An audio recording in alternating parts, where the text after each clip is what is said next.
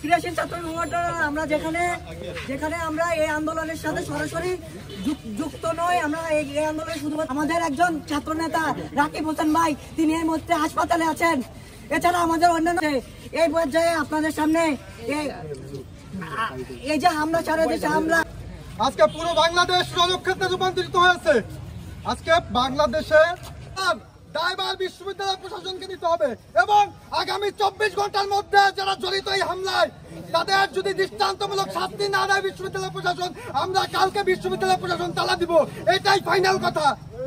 উপায় নাই, বাংলাদেশে আজকে 16 বছর যাবত ফ্যাসিস্ট রেজিম আজকে দুর্বৃত্তায়নের রাজনীতি কায়েম, বিরাজনীতিকরণের আখড়ায় পরিণত হয়েছে।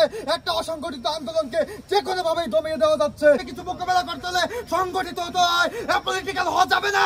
রাজনীতিকরণের মধ্যে এর কোনো ব্যবস্থা না নেওয়া হয়, কালকে আমরা বিশ্ববিদ্যালয় প্রশাসন ভবনে তালা দিব।